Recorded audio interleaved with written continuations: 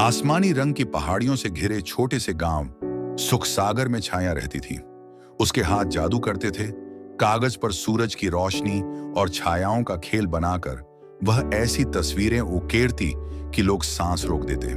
पर चाइया की असली ख्वाहिश थी एक दिन शहर की बड़ी आर्ट गैलरी में अपनी शैडो पेंटिंग्स की प्रदर्शनी लगाने की।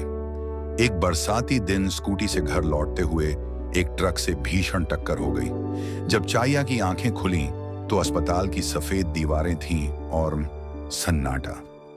डॉक्टर का आवाज धुंधला सा लगा, चाइया, तुम्हारी सुनने की क्षमता बहुत कम हो गई है और दायां हाथ हमें बचा नहीं पाए। उसका संसार ढह गया।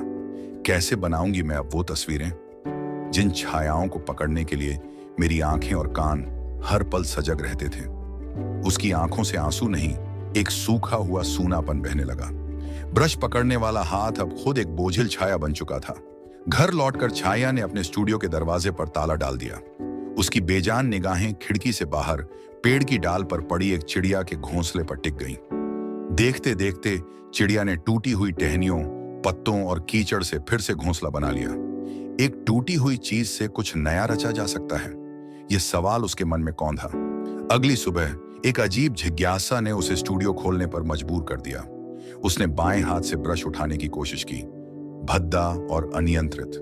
कागज पर एक धब्बा गिरा। निराश होकर उसने ब्रश फेंक दिया। ब्रश उछला और दीवार से टकराकर उसके बाएं कंधे पर लगा। ठंडे रंग का ठहरा हुआ स्पर्श। अचानक एक बिजली सी कौंधी। क्यों ना कागज पर ब्रश से नहीं बल्कि सीधे दीवारों पर अपने शरीर से ही छायाएं बनाई जाएं। दिन बीते। छाया ने अपनी अक्षमताओं को नए साधनों में बदलना शुरू किया। वह अपने बाएं हाथ और शरीर के अंगों को विशेष कोणों पर रखकर सूरज की रोशनी में दीवार पर पड़ने वाली छायाओं से पेंट करती। जो सुन नहीं सकती थी वह शांति में रंगों के स्वर महसूस करती। 1 साल की अथक मेहनत और आत्मसंघर्ष के बाद उसकी अनूठी बॉडी शैडो आर्ट तैयार थी। जीवन के उतार चढ़ाव, दर्द और आशा की मूक कविताएं दीवारों पर उसकी देह की छायाओं से जन्मी हुई। उसकी पहली प्रदर्शनी का शीर्षक था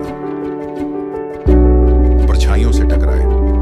लोग उन कृतियों के सामने खड़े होकर भाव विभोर हो जाते। एक युवा लड़की जिसका एक पैर नहीं था रो पड़ी और बोली, आपने मुझे दिखाया कि टूटना अंत नहीं, नए सिरे से शुरुआत करने का एक तरीका हो सकता है। छाया ने मुस्कुराते हुए साइन लैंग्वेज में जवाब दिया, हम सब में कुछ कमी रहती है।